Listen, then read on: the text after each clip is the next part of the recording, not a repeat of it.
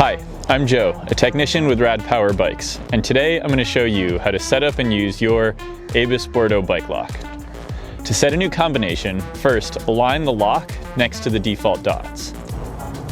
Next, move the small switch inside the lock to the right. Set your desired code and be sure not to push the button on the side.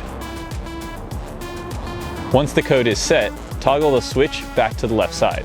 Your new code is now set. To open the lock, press in the side button and pull away the locking arm at the same time. Secure your bike and reattach the locking mechanism by pushing in the side button. Then scramble your combination to lock it. Thanks for watching and ride rad.